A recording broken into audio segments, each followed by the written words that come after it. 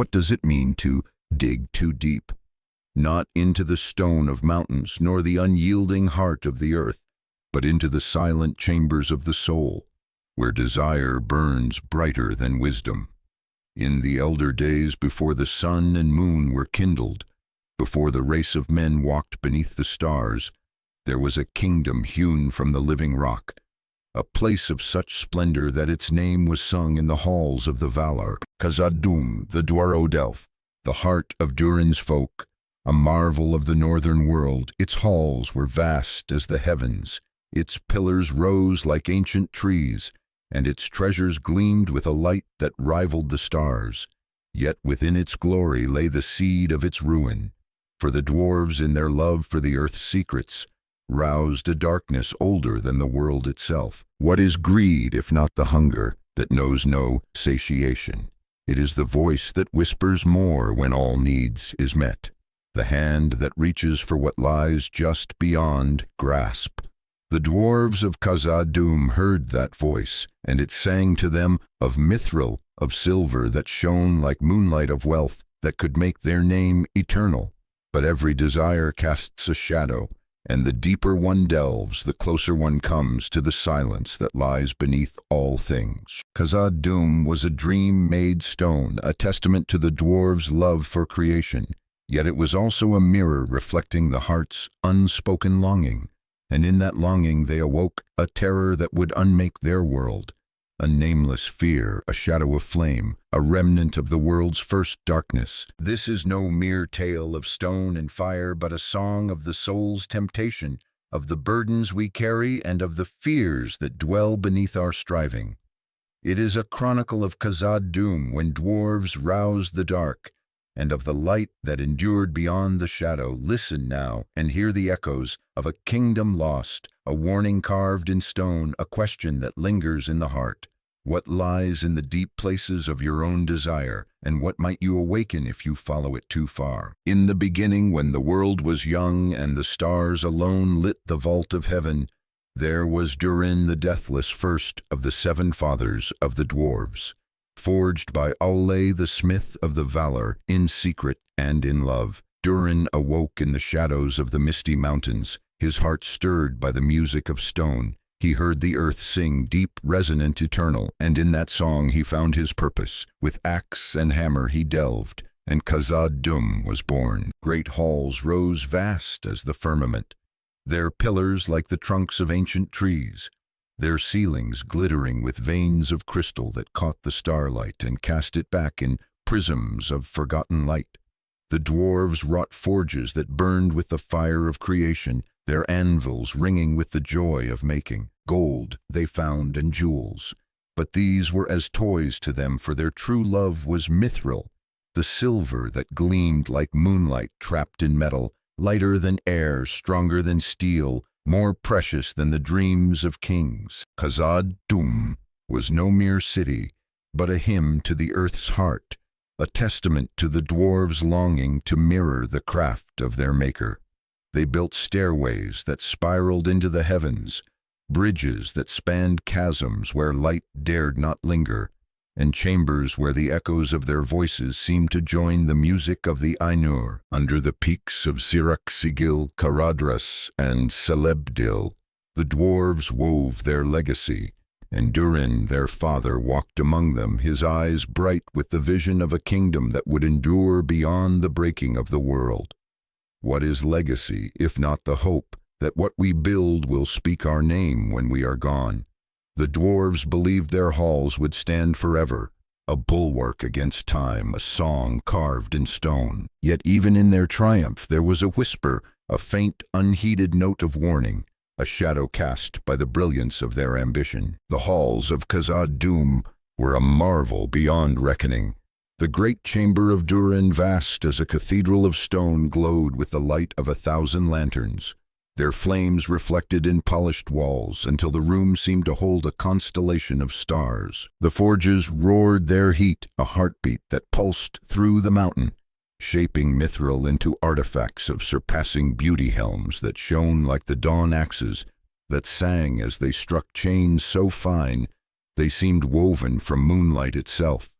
The dwarves crafted with a love that bordered on worship, for to them the act of creation was sacred, a reflection of Allah's own hand. They carved runes that told of their fathers, of battles fought and treasures won, and these runes adorned every pillar, every arch, a tapestry of stone that sang of Durin's folk. What is creation, if not the act of giving form to the formless? The dwarves understood this truth, and their hands were tireless. They delved galleries that stretched for leagues, their walls adorned with friezes of hammer and anvil, of mountain and star. They built the endless stair, a marvel that climbed from the deepest mines to the peak of Xiraxigil, each step a testament to their unyielding will. The Bridge of Khazad-dûm, slender as a thread yet strong as the mountain itself, spanned a chasm so deep that no light could pierce its depths. The dwarves walked these paths with pride, their boots ringing on stone, their voices raised in songs that echoed through the ages. They sang of Durin, of the fire in the earth, of the silver that was their heart's delight, and in their songs they dreamed of eternity. In the first age, when the wars of Morgoth shook the world, Khazad-dûm stood apart, its gates unbreached, its fires unquenched. While Beleriand drowned in flame and sorrow, the dwarves delved ever deeper, their wealth growing as their isolation deepened. The Silmarils burned in the tales of elves, but in Khazad-dûm it was Mithril that held the dwarves' hearts. They crafted armor that turned aside blades, goblets that gleamed with the light of forgotten stars, and artifacts that would be coveted by kings yet unborn. Their minds stretched beneath the three peaks, following veins of mithril that seemed to pulse with the life of the earth. The dwarves worked in silence, their lanterns casting frail light into the dark, their axes biting into stone that had not seen the stars since the world was shaped. When the War of Wrath ended and Morgoth was cast into the void, refugees from the ruined dwarf holds of Nogrod and Belagost came to Khazad-dûm, bringing with them the sorrow of lost homes and the fire of new ambition. Their hammers joined the song of Durin's folk, and the halls grew ever grander, their light ever brighter. The dwarves of Khazad-dûm welcomed their kin, and together they forged a kingdom that seemed to defy the fading of the world. The influx of new hands and hearts strengthened their resolve, and their forges burned brighter than ever, shaping mithril into treasures that would be sung of in tales, yet unwritten. The dwarves looked upon their works and saw not only beauty but permanence, a legacy that could withstand the tides of time. The Second Age dawned, and under King Durin III, Khazad-dûm reached the zenith of its glory. A rare friendship bloomed with the elves of Eregion, led by Celebrimbor, whose skill rivaled that of Feanor. The dwarves and elves shared a love of craft, a desire to create that which would endure. Together they wrought wonders. The doors of Durin, sealed with starlight and moon letters, stood as a symbol of their bond, a gateway that opened only to those who spoke the words of friendship. Mithril flowed like a river of silver, and the dwarves' wealth became a legend whispered in the courts of men and elves.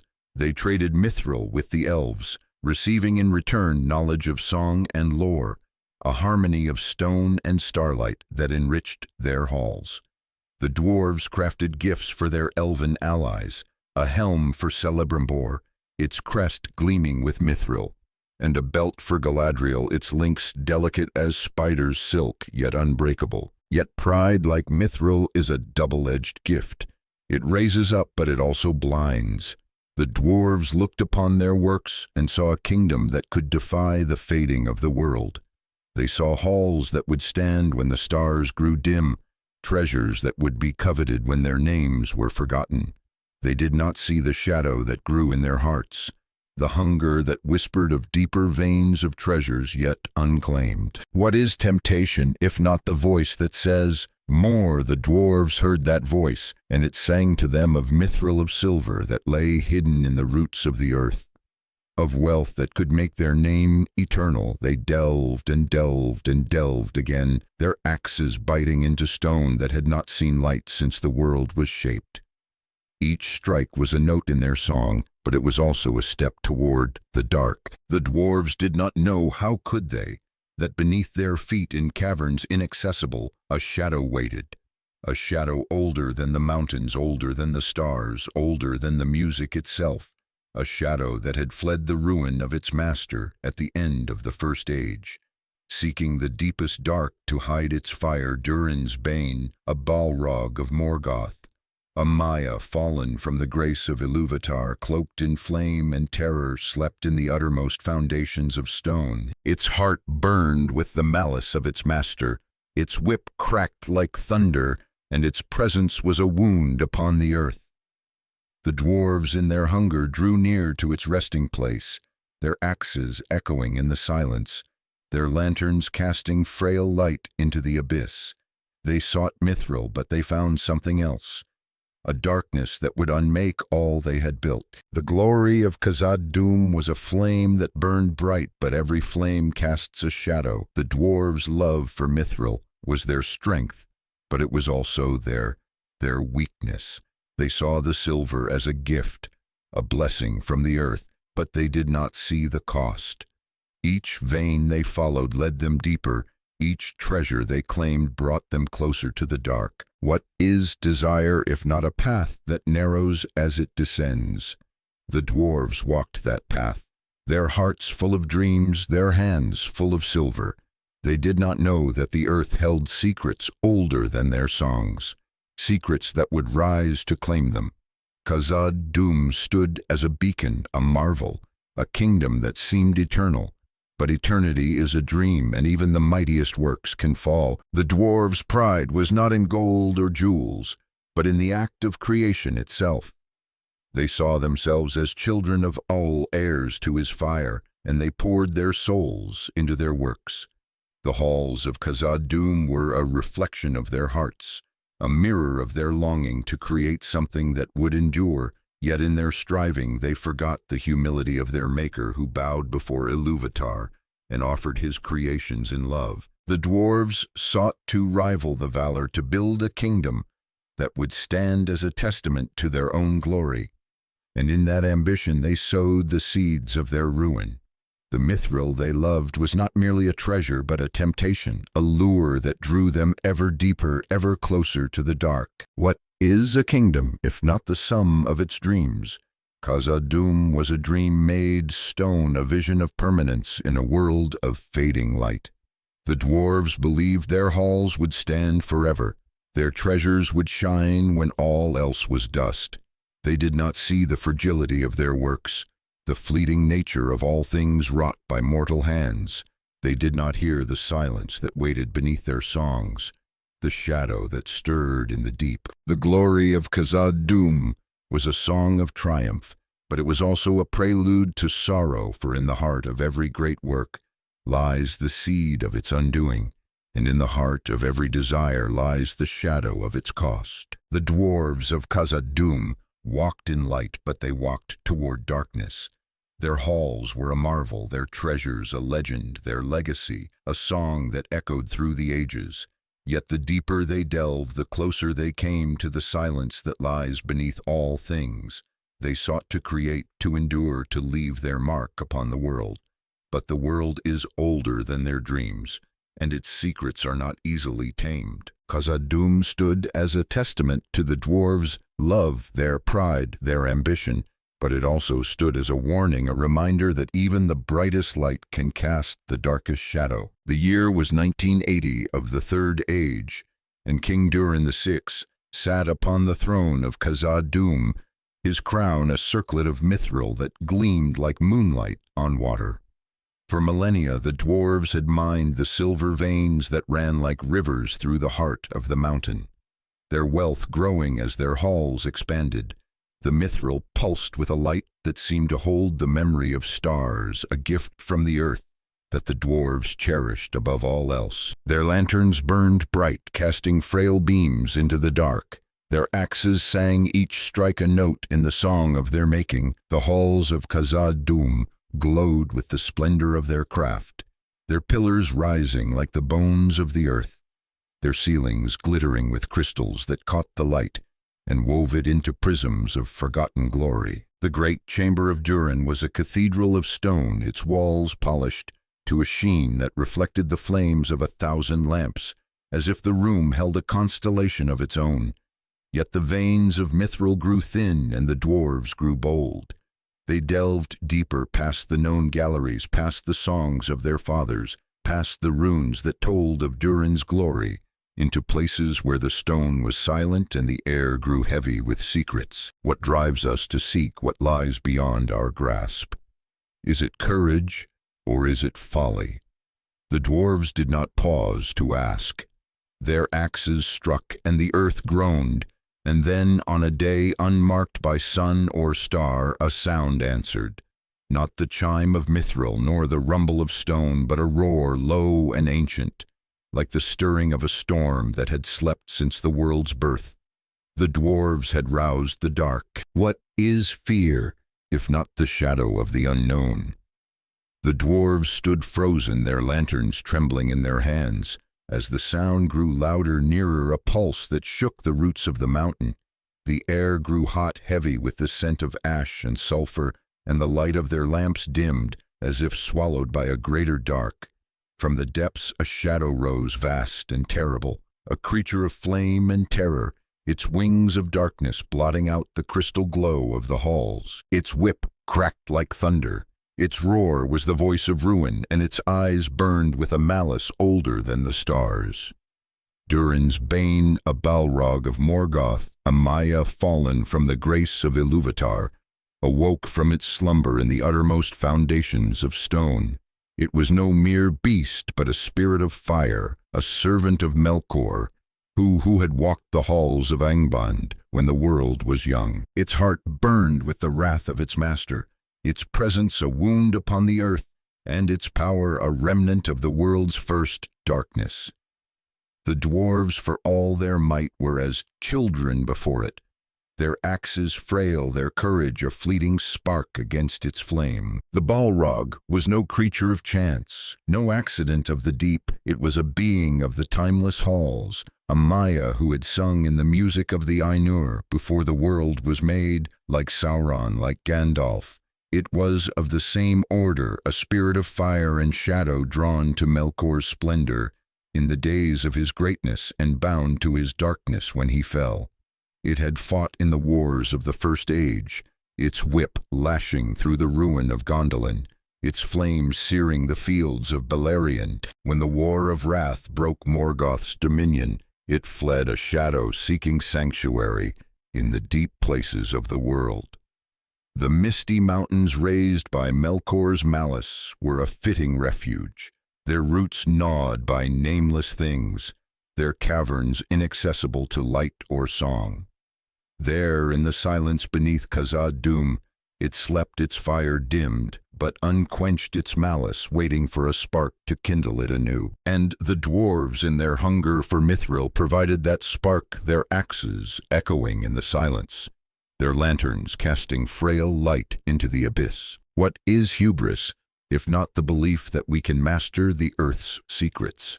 The dwarves had built a kingdom that rivaled the works of the Valar, their halls a testament to their skill, their treasures a mirror of their pride. They saw Mithril as their birthright, a gift from the earth to be claimed without cost. They did not see the shadow that waited beneath their feet, the terror that their axes would awaken. Each strike was a step toward ruin, each vein of silver a thread that drew them closer to the dark. The dwarves had forgotten the humility of their maker, Aula, who bowed before Ilúvatar and offered his creations in love. They sought to rival the gods, to claim the earth's heart as their own, and in their striving they trespassed into places where even light dared not linger. The Balrog was not their punishment, but their consequence, a mirror of their own desire, a flame that burned with the same hunger that drove their axes. It was the shadow of their ambition, the cost of their pride, the truth they had refused to see. The awakening of Durin's Bane was a cataclysm, a wound that tore through the heart of Khazad-dûm. The dwarves fled before it, their lanterns falling, their songs silenced. The great chamber of Durin, once a constellation of light, was shrouded in darkness, its pillars cracked by the Balrog's whip, its crystals shattered by its roar. The forges went cold, their fires no match for the demon's flame. The endless stair, that marvel of dwarven craft, became a path of terror, its steps slick with the blood of the fallen. The Bridge of Khazad-dûm, slender and unyielding, trembled as the Balrog passed its shadow, a tide that swept through the halls. The dwarves fought as dwarves do, with stubborn hearts and unyielding will, but their axes were as straw against the fire of Udûn. The Balrog was a force of ruin, a remnant of the world's first evil, and its wrath was a storm that no stone could withstand. Its whip lashed through the air, its flames devoured the tapestries of stone, and its roar was a lament for all that Khazad-dûm had been. What is terror, if not the moment when all we have built crumbles? The dwarves had believed their halls eternal, their kingdom a bulwark against time. They had seen their works and thought them indomitable, their treasures a legacy that would endure beyond the breaking of the world. But the Balrog was older than their dreams, stronger than their stone, a reminder that the earth holds secrets no mortal can master. It moved through Khazad-dûm like a plague, its flame searing the runes from the walls, its shadow choking the light from the air. The dwarves who faced it saw not just a monster, but a truth, that their pride had led them to this, that their hunger had opened a door that could not be closed. The Balrog was not merely a foe, but a reckoning, a shadow cast by the light of their ambition, a mirror of the darkness they had nurtured in their hearts. The deep places of Khazad-dûm were no longer theirs. The mines once alive with the song of hammers were now a labyrinth of fear, their passages twisted by the Balrog's wrath. The dwarves who ventured into the lower delvings found not Mithril but darkness, a darkness that moved, that burned, that hungered. The caverns beneath the Bridge of Khazad-dûm, vast and unmeasured, were the Balrog's domain, a realm of shadow where even the bravest dared not tread. Gimli, son of Glon, would later speak of the abyss, saying, "Deep is the abyss that is spanned by Durin's bridge, and none has measured it." And Gandalf, who walked those depths, would add, "Yet it has a bottom beyond light and knowledge." Thither I came at last, to the uttermost foundations of stone. But in the days of Durin VI, the dwarves knew only fear, a fear that drove them upward toward the light, away from the shadow that had claimed their home. The nameless things that gnawed the roots of the world were the Balrog's kin, not in form but in essence, creatures of the deep, born of the silence that preceded the music. Tolkien speaks of them as enigmas, beings that dwelt in tunnels, not made by dwarven hands, far below the deepest delvings of Khazad-dûm. They were not allies of the Balrog nor its servants, but its companions in the dark remnants of a world before light. The dwarves had not known of them, for their axes had never reached such depths. Their lanterns never pierced such gloom. But the Balrog knew them, for it had fled to their domain when Morgoth fell, seeking the silence where its fire could sleep. The dwarves in their delving had trespassed into this realm, and the Balrog was their answer, a guardian of the deep, a sentinel of the silence they had broken. These nameless things were a mystery, their forms unknown, their purpose unfathomable, yet their presence was a warning that the deep is not empty, that the earth holds terrors beyond the ken of mortal hearts. What is the deep, if not the place where our desires lead us? The dwarves had sought Mithril, but they found something else, a terror that mirrored their own hunger, a flame that burned with the same intensity as their pride. The Balrog was not their enemy, but their shadow, a reflection of the darkness they had nurtured in their hearts. They had built a kingdom that shone like the stars, but they had forgotten the darkness that lies beneath all light. They had sung of Durin, of the fire in the earth, but they had not heard the silence that waited beyond their songs. The deep places of Khazad-dûm were a frontier, a boundary between the known and the unknown. and the dwarves had crossed it driven by a desire they could not name. The Balrog was the cost of that crossing, the price of their hubris, the truth they had refused to see. The terror of Durin's Bane was not merely in its flame, but in what it revealed. It was a mirror held up to the dwarves' hearts, showing them the cost of their ambition. They had sought to master the earth, to claim its treasures as their own. But the earth is not so easily tamed.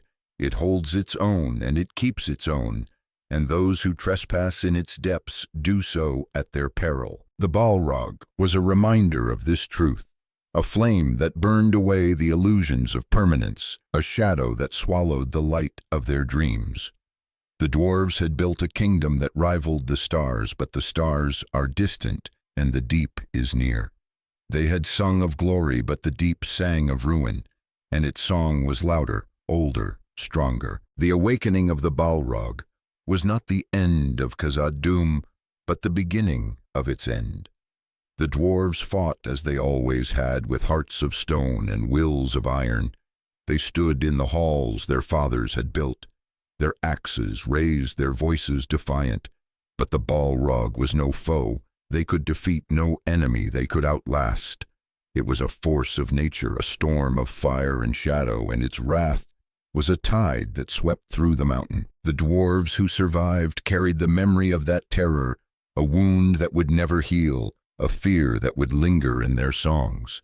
Khazad-dûm the Dwarven, the heart of Durin's folk, was no longer a kingdom, but a tomb. Its light extinguished its glory, consumed by the flame of Udûn. The deep places of the world are not empty, but neither are they kind. They hold secrets older than the stars, terrors older than the gods. The dwarves of Khazad-dûm learned this truth, but they learned it too late. They had sought to master the earth, to claim its treasures as their own. But the earth is not so easily tamed. It holds its own, and it keeps its own, and those who trespass in its depths do so at their peril. The Balrog was not their punishment, but their mirror, a reflection of the hunger that drove them, the pride that blinded them, the desire that led them to the dark, and in its flame they saw the truth of their own hearts, a truth that would haunt them long after Khazad-dûm was lost. But the story of Khazad-dûm does not end in shadow, for even in the deepest dark there is a light that endures, a flame that cannot be quenched. The dwarves had roused the dark, but they had also set in motion a song that would echo through the ages, a song of courage, of sacrifice, of the eternal struggle between light and shadow. The Balrog was a terror, but it was not the end. The deep places held fear, but they also held hope, a hope that would rise in the heart of a wanderer, a pilgrim clad in gray who would walk the halls of Moria and face the flame of Udûn. But that is a tale for another hour, a song that waits in the silence, ready to be sung when the time is right. The flame of Durin's Bane roared through the halls of Khazad-dûm, a tide of shadow and fire that drowned the light of the dwarves' lanterns. The year was 1980, of the Third Age, and King Durin VI, wise and valiant, stood at the heart of his kingdom, his crown of Mithril gleaming like a star in the gloom. The dwarves had delved too deep, their axes stirring a terror older than the mountains, and now that terror walked among them, a Balrog of Morgoth, a spirit of flame and ruin, whose whip cracked like the breaking of the world.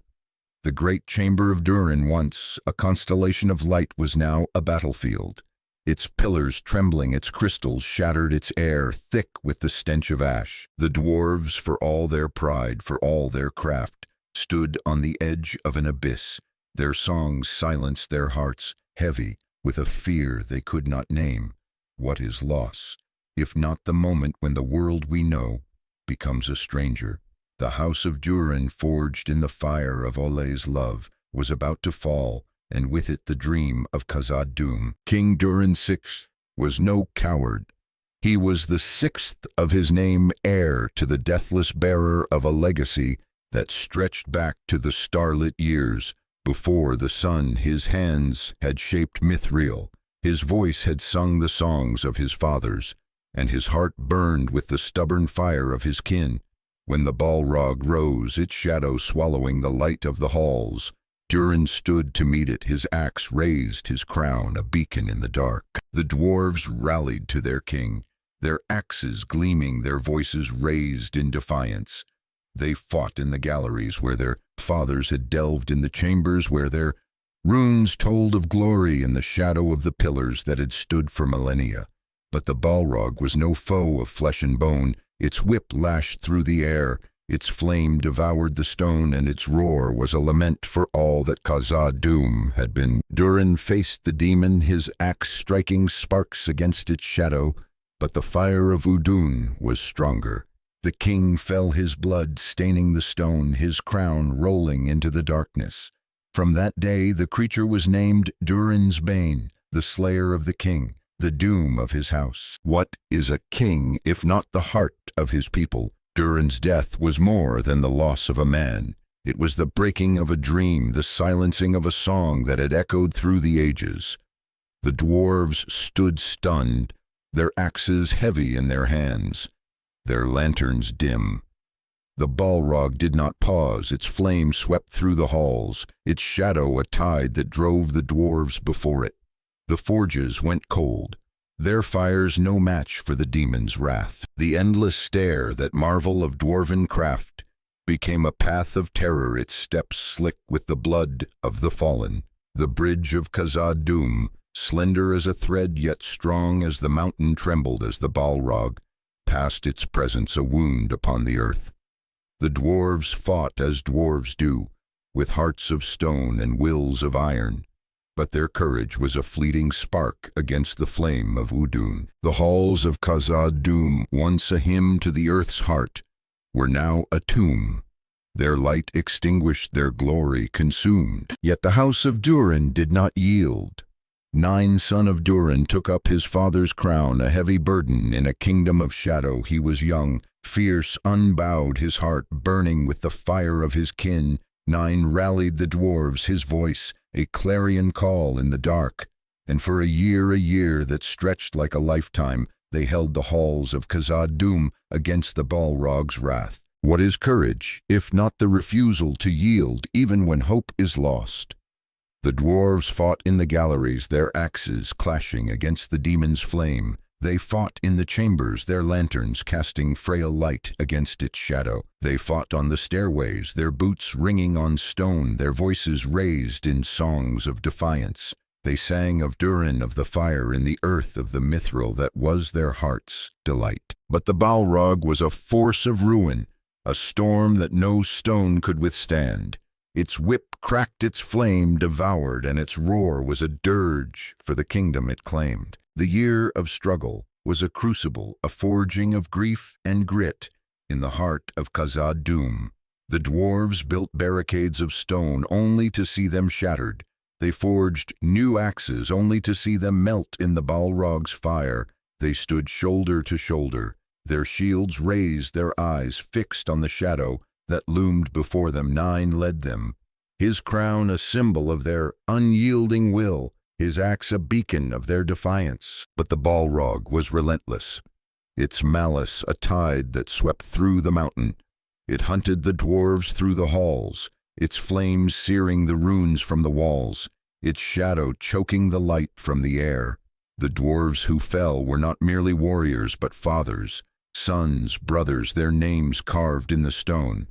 They had shaped their lives, bound to the kingdom they could not save. Nain fought on his heart, heavy with the weight of his father's crown, his soul torn by the knowledge that he could not hold what his kin had built. What is duty, if not the burden of those who remain? Nain bore that burden, but it was too heavy even for a dwarf. In 1981, of the Third Age, a year after his father's death, Nain faced the Balrog in a chamber deep within. KhazadDûm, its walls blackened by flame, its air thick with ash. He stood alone, his axe raised, his crown gleaming in the dark. The Balrog loomed before him, its eyes burning with the malice of Melkor, its whip a lash of fire. Nain struck his axe, biting into the demon's shadow, but the flame of Udûn was stronger. He fell, his blood mingling with his father's, his crown lost in the darkness. With Nine's death, the last hope of Khazad-dûm was extinguished. The dwarves could fight no longer. The halls their fathers had built, the treasures their hands had shaped, the songs their voices had sung, all were lost to the flame of Durin's bane. The exodus from Khazad-dûm was a procession of grief, a lament carved in the hearts of Durin's folk. The dwarves fled through the doors of Durin, their lanterns dim, their axes heavy. They left behind their forges, their chambers, their mithril, their legacy. The doors of Durin, once a symbol of friendship with the elves, were sealed, their moon letters fading in the dark. The dwarves stepped into the world above their eyes, unaccustomed to the light of the stars, their hearts heavy with the weight of failure. Khazad-dûm, the Dwarves, the heart of Durin's folk, was no more. It was Moria now, the Black Pit, a name whispered in fear by those who dwelt in its shadow. The mithril they had mined was taken by orcs, offered in tribute to Sauron, who cared little for the demon that now ruled the mines. The dwarves carried only their grief, their shame, their songs of loss. What is silence, if not the echo of what was? The dwarves who fled Moria carried the silence of their kingdom in their hearts, a wound that would never heal. They had built a kingdom that rivaled the stars, but the stars are distant, and the deep is near. They had sung of glory, but the deep sang of ruin, and its song was louder, older, stronger.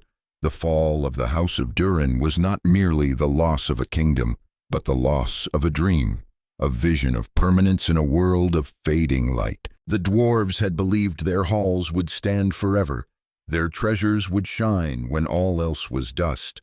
But the Balrog had shown them the truth, that even the mightiest works can fall, that even the brightest light can be swallowed by shadow.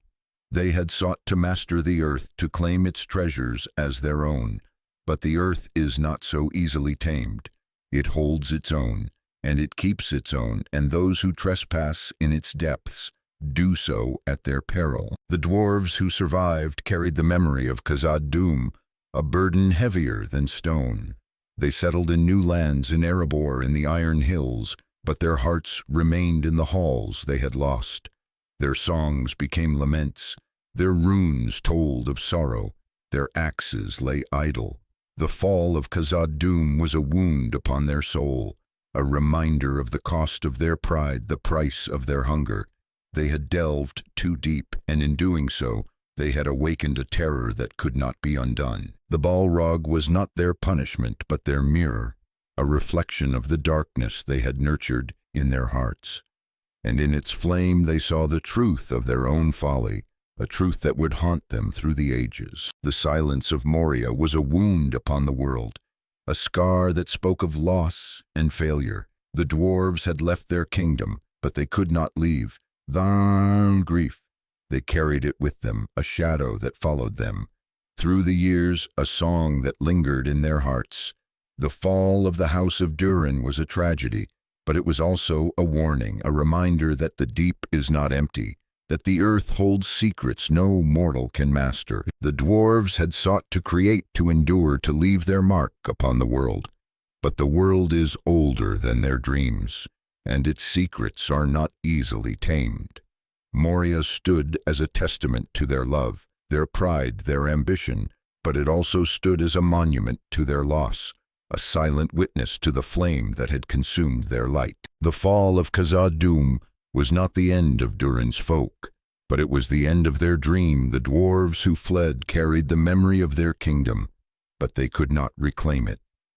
The Balrog ruled Moria, its flame, a mockery of the forges that had once burned bright. The dwarves had lost more than their home. They had lost their certainty, their belief in the permanence of their works. They had seen the truth of the deep, the terror that waits in the silence, and they could not unsee it. The House of Durin had fallen, but its story was not over, for even in the deepest dark there is a light that endures, a flame that cannot be quenched. The dwarves had roused the dark, but they had also set in motion a song that would echo through the ages, a song of courage, of sacrifice, of the eternal struggle between light and shadow. That song would wait in the silence of Moria for a wanderer to sing it anew. The doors of Durin closed with a sound like the tolling of a bell, their moon letters fading into the dark, their starlight sealed within the stone. KhazadDûm the Dwarves, the heart of Durin's folk, was no more. It was Moria now, the black pit, a name that clung to the tongue like ash, a whisper of fear in the hearts of those who dwelt in its shadow. The dwarves had fled, their lanterns dim, their axes heavy, their songs silenced by the flame of Durin's Bane. The Balrog, a spirit of fire and ruin, ruled the halls where once the forges had burned bright, its whip cracking through the galleries, its shadow a wound upon the earth. The Mithril they had mined, the silver that had been their heart's delight, was taken by orcs, offered in tribute to Sauron, who cared little for the demon that now held sway. The world above moved on its stars, turning its rivers flowing, but Moria remained a scar upon the heart of Middle-earth, a silent testament to the cost of greed. What is a wound if not a memory that refuses to fade? The fall of Khazad-dûm cast a long shadow, and in that shadow the world felt the weight of loss, of fear of a darkness that lingered beyond the closing of the gates. The elves of the nearby woods, kin to those who would later dwell in Lothlorien, felt the terror first. They had lived in the shadow of the misty mountains, their songs mingling with the rustle of leaves. Their eyes turned to the stars. They had known the dwarves had traded with them, had walked the paths that led to the doors of Durin. The friendship between Khazad-dûm and Eregion, though broken by the wars of the Second Age, had left echoes in their hearts, memories of mithril helms and moonlit gates. But when the Balrog awoke its flame, a blasphemy against the light, the elves knew fear. They heard the roar that shook the mountain, felt the shadow that spilled from Moria's gates, and their hearts grew heavy with the knowledge that some ancient evil had been unleashed. What is fear, if not the voice that bids us flee? The elves fled southward, their feet swift on the forest paths, their songs silenced by the dread of what lay beneath the stone. Some sought the golden wood of Lothlorien, where Galadriel would weave her light against the dark. Others journeyed west across the sea to the undying lands, their hearts weary of Middle-earth's sorrows. The flight of the elves was more than a retreat. It was a sundering, a breaking of ties that had bound them to the world. They had seen the rise of Khazad-dûm, had marveled at its halls, had shared in its glory. But now they saw only Moria, a pit of shadow that swallowed light and hope. The elves who remained in Middle-earth, the Galadrim of Lothlorien, grew wary. Their hearts hardened against the dwarves whose greed had awakened such terror. They spoke of Moria in whispers, their songs tinged with sorrow, their eyes turned inward. The Balrog was a nameless fear, a darkness they could not name, but they knew it was born of dwarvish hubris, of axes that had delved too deep. The elves' isolation grew, their trust in the world diminished, their light dimmed by the shadow of Moria. What is trust, if not a fragile thread easily broken by the weight of another's folly? The elves bore no blame for Khazad-dûm's fall, but they bore its consequences, a wound that lingered in their songs, a silence that echoed in their woods. Sauron, the Dark Lord, returned to Dol Guldur in the year 2460 of the Third Age, his shadow creeping across the lands. His orcs and trolls poured into the misty mountains, blocking the passes, guarding the ways between east and west. Many found their way to Moria, drawn by the darkness that now ruled its halls. They served the Balrog in fear, their crude altars stained with offerings, their chants a mockery of the dwarves' songs. But Sauron did not seek the Balrog, nor did the Balrog seek him. What is power, if not a solitary throne? Sauron, a Maya like the Balrog, had been Morgoth's lieutenant, a sorcerer and deceiver, but never a lord of fire. The Balrog, a warrior of Angband, had served Morgoth directly, its whip a lash of flame, its heart a furnace of malice. They were kin in spirit but not in purpose. Sauron sought dominion over Middle-earth, his eye fixed on the One Ring, his will bent on the subjugation of all. The Balrog sought only ruin, its flame, a hunger that consumed without ambition, its shadow, a kingdom without a crown. Why did they not ally? Perhaps Sauron knew not of Durin's bane hidden in the deep places of Moria, its fire cloaked by the silence of the mountain.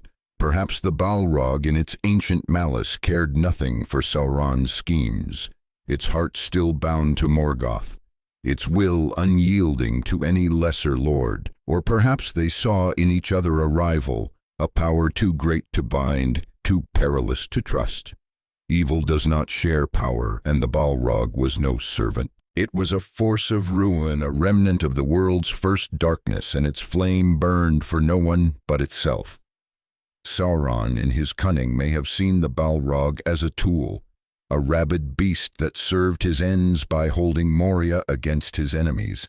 He called Shelob, his cat, a free agent that guarded Cirith Ungol without his command. Perhaps he saw Durin's bane as a hound useful in its savagery, but too dangerous to leash. The Balrog had brought down KhazadDûm, a kingdom that might have stood against Sauron's tide. That was enough, perhaps, for the Dark Lord to let the demon be. What is evil if not a shadow that grows in the absence of light? Moria became a stronghold of darkness, its halls a labyrinth of fear, its silence broken only by the crackle of the Balrog's flame and the chants of orcs. The dwarves were gone, their forges cold, their treasures lost. The elves were gone, their songs silenced, their trust broken. The world above moved on, but Moria remained a wound that did not heal, a scar that spoke of loss and failure. The Balrog ruled as a lord without a kingdom, its flame a mockery of the fires that had once burned bright. The orcs who served it were no army but a rabble, their crude blades no match for the axes of Durin's folk. Yet they held Moria, their numbers growing, their malice, a shadow that crept through the mountain. The Balrog did not command them, but it suffered them, its presence a terror that bound them to its will. The long shadow of Moria stretched beyond the mountain, touching the hearts of all who knew its name. The dwarves who had fled carried the memory of their kingdom, a burden heavier than stone. They settled in Erebor, in the Iron Hills, in the Grey Mountains, but their hearts remained in the halls they had lost. Their songs became laments. Their runes told of sorrow, their axes lay idle. The fall of KhazadDûm was a wound upon their soul, a reminder of the cost of their pride, the price of their hunger.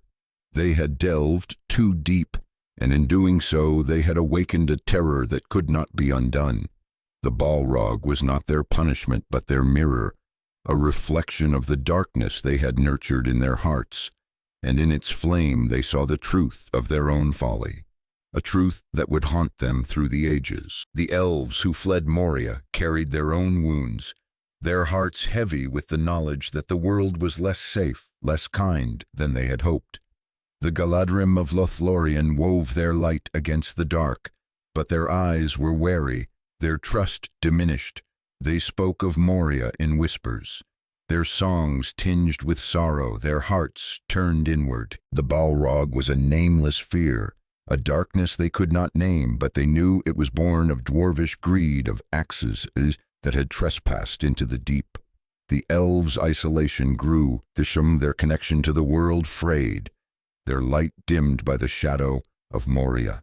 They had not caused KhazadDûm's fall, but they bore its consequences, a sorrow that lingered in their woods, a silence that echoed in their hearts. What is isolation, if not the choice to turn away? The dwarves and elves, once allies, now walked separate paths, their trust broken by the flame of Durin's bane. The dwarves bore the guilt of their delving, the elves the sorrow of their flight, and Moria stood between them, a monument to their sundering. The world moved on its stars, turning its rivers flowing, but the shadow of Moria remained a reminder that the past is not so easily left behind. The Balrog ruled the Black Pit, its flame a constant threat, its shadow a weight upon the heart of Middle-earth. The dwarves dreamed of reclaiming their kingdom, but their dreams were tinged with fear, their songs heavy with doubt. The elves dreamed of a world unmarred, but their dreams were shadowed by the knowledge that evil endures, that the deep holds terrors no light can banish. The long shadow of Moria was a silence, a stillness that spoke of loss and consequence. The dwarves had built a kingdom that rivaled the stars, but the stars are distant, and the deep is near. They had sung of glory, but the deep sang of ruin, and its song was louder, older, stronger. Moria was a wound upon the world, a scar that spoke of failure, of pride, of the cost of desire. The Balrog was its guardian, its flame a mockery of the fires that had once burned bright. The orcs were its tenants, their malice a shadow that crept through the halls. The dwarves and elves were its exiles, their hearts heavy with the memory of what was lost. And yet in the silence of Moria there was a waiting, a gathering of purpose.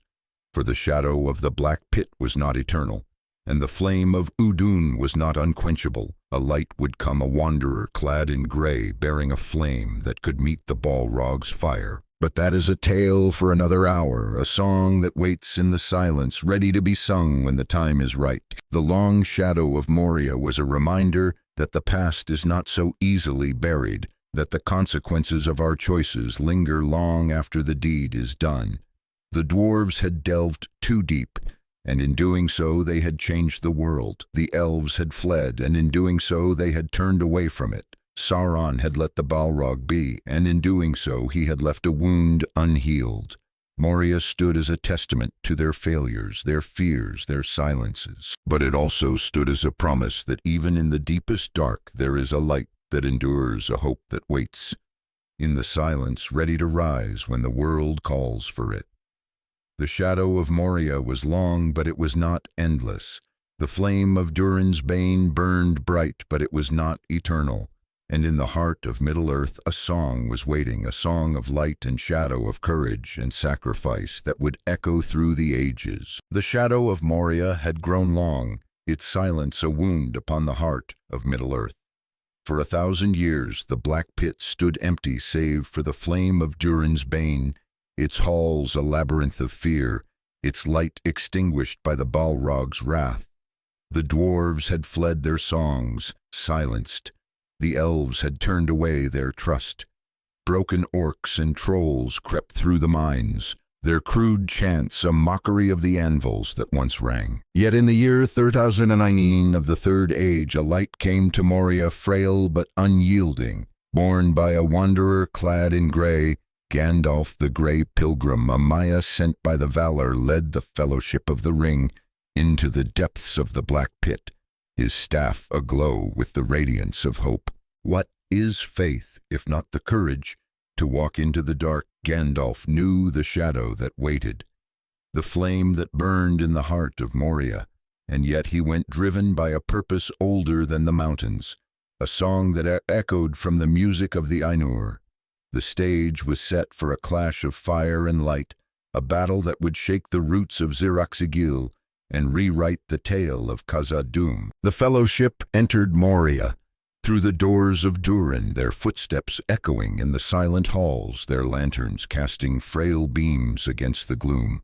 The air was heavy with the weight of ages, the stones scarred by the Balrog's flame, the runes of Durin's folk blackened and broken. Gandalf led them, his eyes keen, his heart heavy with the knowledge of what lay beneath. The dwarves had delved too deep, awakening a terror that had claimed their kingdom, and now that terror stirred its malice, awakened by the presence of a power it recognized. The One Ring borne by Frodo was a beacon, its shadow drawing the eyes of the dark. The Watcher in the water had sensed it, its tentacles lashing at the gates. But it was Gandalf's light, the flame of Anor, that called to the Balrog, a challenge that could not be ignored. What is a challenge, if not the meeting of opposites? Gandalf, a Maya of Lightbearer, of the secret fire, stood against Durin's Bane, a Maya of Shadow Wielder, of the flame of Udûn. Their meeting was no accident, but a note in the music, a clash foretold in the silence of the deep. The fellowship moved through the halls, their hearts heavy with the weight of Moria's sorrow. They passed the chamber of Mazarbul, where Balin's tomb stood a silent witness to the dwarves' failed attempt to reclaim their home. The orcs came, their drums echoing in the deep, their blades gleaming in the dark, but it was not the orcs that Gandalf feared. He sensed the Balrog, its flame stirring in the abyss, its shadow creeping through the stone. When Pippin, in a moment of folly, dropped a stone down a well, the drums grew louder, the air grew hotter, and Gandalf knew the time had come. The fellowship fled, their feet swift on the ancient paths, their lanterns flickering in the dark. They reached the Bridge of Khazad-dûm, slender as a thread spanning a chasm, so deep that no light could pierce its depths. Gandalf turned his staff, raised his eyes fixed on the shadow that followed. The Balrog came, its flame a storm, its whip a lash of fire, its roar a dirge for the kingdom it had claimed. What is sacrifice, if not the choice to stand when all others flee? Gandalf faced the Balrog on the Bridge of Khazad-dûm, his voice a thunder that shook the stone. "You cannot pass," he said his words. "A command, a ward, a prayer. I am a servant of the secret fire, wielder of the flame of Anor. The dark fire will not avail you, flame of Udûn." The Balrog answered with flame, its whip cracking its shadow, swallowing the light. The bridge trembled. The chasm yawned, and the fellowship stood frozen, their hearts torn between fear and hope. Gandalf struck his staff, blazing with the light of the valor, his sword glamdring a streak of starlight in the dark. The Balrog's flame met his light, fire against fire, shadow against shadow, a clash that echoed through the ages. The bridge broke its stone, crumbling into the abyss, and Gandalf fell, his light swallowed by the dark, the Balrog falling with him. The fellowship fled, their cries lost in the roar of the chasm, their hearts heavy with the loss of their guide. But the battle was not over. Gandalf and the Balrog plunged into the depths. Their flames entwined, their shadows locked in a struggle that shook the roots of the mountain. "Long I fell," Gandalf would later say, "and he fell with me. His fire was about me, I was burned. Then we plunged into the deep water, and all was dark. The chasm beneath the bridge was a realm of silence, a place beyond light and knowledge, where the waters of the earth lay cold and still. The Balrog's flame was quenched, its form changed, a thing of slime stronger than a strangling snake, yet its malice remained, its strength unyielding, its will a fire that burned without light. Gandalf pursued, his heart fixed on his foe, his purpose unbroken. "We fought far under the living earth where time is not counted," he said. "Ever he clutched me, and ever I hewed him, till at last he fled into dark tunnels. These were the tunnels of the nameless things, gnawed by beings older than the dwarves' songs, a realm where even the Balrog sought refuge. What is pursuit, if not the refusal to let the dark prevail?" Gandalf followed his light, a frail spark in the gloom, his will a flame that could not be quenched. The Balrog led him through the secret ways of Khazad-dûm, paths known only to the demon, carved by forces older than the mountains. They climbed ever upward from the lowest dungeon to the highest peak, until they reached the endless stair, that marvel of dwarven craft, its steps spiraling to the summit of Ziroxigil. There, on the peak of Celebdil, under the open sky, the battle was renewed. The Balrog burst into new flame, its shadow a storm that darkened the stars, its whip a lash of lightning. Gandalf stood, his staff broken, his body weary, but his spirit ablaze with the secret fire. From the lowest dungeon to the highest peak, I fought him, he said, until at last I threw down my enemy, and he fell from the high place and broke the mountainside where he smote it in his ruin. The battle on Ziroxigil was a clash of elements, a storm of fire and ice, of light and shadow. Lightning smote the peak, its tongues of fire leaping back, broken a mirror of the Balrog's flame. Ice fell like rain, a counterpoint to the demon's heat, a reminder of the world's enduring balance. Smoke rose, vapor and steam cloaking the combatants in a shroud of mystery. Gandalf fought not with strength alone, but with faith, with the light of Ilúvatar that burned in his heart. The Balrog fought with malice, with the fire of Morgoth that had consumed its soul. They were opposites, yet kin too, Maya bound by the music. Their fates entwined in a dance of destruction. Gandalf's light was the flame of creation, the secret fire that kindled life. The Balrog's flame was the fire of ruin, the dark fire that devoured. Their battle was not merely a struggle of power, but a testament to the eternal conflict between hope and despair, between the light that endures and the shadow that consumes. What is victory, if not a cost paid in full? Gandalf threw down the Balrog, its body breaking the mountainside, its flame extinguished at last. But the cost was great. Darkness took me, Gandalf said, and I strayed out of thought and time, and I wandered far on roads that I will not tell. His body failed, his light dimmed, and for a moment the world was poorer for his loss. Yet Gandalf's task was not done, his song not ended. Ilúvatar, the one, sent him back clothed in white. His power renewed, his purpose sharpened. The Balrog's spirit, naked and powerless, was cast into the void. Its malice a whisper that could no longer harm. The battle on Zirakzigil was a turning point, a moment when the shadow of Moria was broken, when the flame of Udûn was quenched. But it was also a reminder that victory is not triumph, but sacrifice. A price paid in blood and fire, a wound that lingers even in the light of dawn. The fall of Durin's Bane was a note in the music, a chord that resonated through the ages. Moria remained a place of shadow, its halls still haunted by orcs, its silence still heavy with the weight of loss. But the Balrog was gone, its flame extinguished its terror. Ended, Gandalf's sacrifice had bought a chance for the Fellowship, a hope for the world, a light that could pierce the dark. The dwarves had roused the dark, but Gandalf had faced it, his light, a counterpoint to their folly, his faith, a mirror to their pride. The battle was not the end of Moria's story, but a new verse, a song of redemption that echoed in the heart of Middle-earth. What is redemption, if not the courage to face the consequences of another's sin? Gandalf bore the weight of the dwarves, delving the shadow of their greed, and in doing so he wove a new thread into the tapestry of the world. The flame of Udûn had burned bright, but it was not eternal. The light of Anor, frail but unyielding, had prevailed, a reminder that even in the deepest dark there is a fire that cannot be quenched. Gandalf's battle was a clash of opposites, a meeting of fire and light, of shadow and hope. It was a testament to the power of faith, the cost of sacrifice, the strength of a heart that refuses to yield.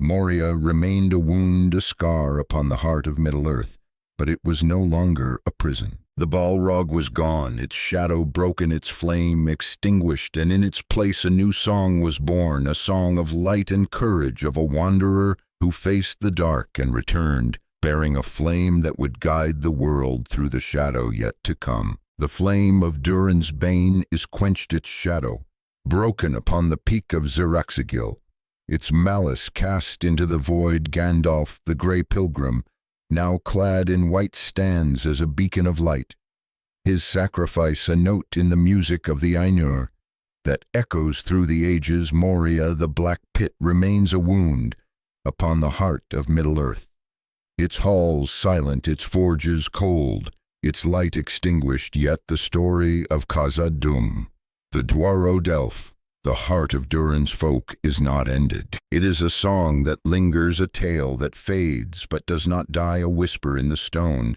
that speaks of greed and glory, of loss and redemption, of the eternal dance between light and shadow. What is a story if not a mirror held up to the soul? The Chronicle of Khazad-dûm is no mere tale of stone and fire, but a reflection of the human heart, of the desires that drive us, the fears that haunt us, and the hope that endures beyond the dark. Listen now as the song fades, and hear the truth it leaves behind. What is legacy if not the echo of our choices? The dwarves of Khazad-dûm built a kingdom that rivaled the stars, their halls a hymn to the earth's heart. their mithril a light that shone like moonlight trapped in metal. They sought to create, to endure, to leave their mark upon the world. But their desire led them to the deep, their pride blinded them to the shadow, and their axes awoke a terror older than the mountains. Durin's Bane was not their punishment, but their mirror, a reflection of the hunger that burned in their hearts, a flame that consumed their dreams. They had believed their halls would stand forever, their treasures would shine when all else was dust. But the world is older than their songs, and its secrets are not easily tamed. The fall of Khazad-dûm was a wound, a scar that spoke of failure, of the cost of ambition, of the fragility of all things wrought by mortal hands. Yet it was also a warning, a reminder that the deep is not empty, that the heart holds shadows as well as light. The dwarves fled Moria, their hearts heavy with grief, their songs silenced by shame. They carried the memory of their kingdom, a burden heavier than stone, and their laments became a thread in the tapestry of Middle-earth. The elves, too, bore the weight of Moria's fall, their trust broken, their light dimmed by the shadow of the black pit. They turned inward, their songs tinged with sorrow, their hearts wary of a world that could birth such terror. Sauron in his cunning let the Balrog be its flame, a tool that served his ends without his command. Moria became a stronghold of darkness, its halls a labyrinth of fear, its silence a testament to the persistence of evil. But evil is not eternal, and the shadow is not unending. Gandalf's light proved this, his flame of Anor a counterpoint to the fire of Udûn, his sacrifice a redemption of the dwarves' folly, a restoration of hope in a world of fading light. What is redemption, if not the courage to face the consequences of another's sin? Gandalf bore the weight of Khazad-dûm's fall, the shadow of the dwarves' greed, and in doing so he wove a new verse into the song of Middle-earth. His battle with the Balrog was not merely a clash of power, but a meeting of opposites, a dance of fire and light, of despair and hope. He fell into the abyss, his light swallowed by the dark, but he rose again clothed in white, his purpose renewed. The Balrog, a Maya-like Gandalf, was cast into the void. Its flame extinguished its malice, a whisper that could no longer harm. The battle on Zirakzigil was a turning point, a moment when the shadow of Moria was broken, when the flame of Udûn was quenched. But it was also a reminder that redemption comes at a cost, that light is won through sacrifice, that hope is forged in the crucible of loss. The story of Khazad-dûm is a song of the human condition, a tale that speaks to the heart's deepest longings and its darkest fears. We, like the dwarves, are driven by desire, by the hunger to create, to endure, to leave our mark upon the world. We build our halls, our treasures, our dreams, believing they will stand forever. But the deep is near, and the heart holds shadows as well as light. We delve, as the dwarves delved, seeking the silver that shines in the dark. Unaware of the terrors we may awaken, we face our own Balrogs, our own flames of Udûn, born of the choices we make, the desires we nurture, the pride that blinds us. And yet we are not alone. There is a light that endures, a flame that cannot be quenched, a hope that rises even in the deepest dark. Gandalf's sacrifice is a testament to this, a reminder that the shadow is not eternal, that the heart can find its way back to the light. What is hope, if not a song that fades but does not die? The Chronicle of Khazad-dûm is a song of warning, but it is also a song of promise. The dwarves fell, but their story did not end. The elves fled, but their light did not fade.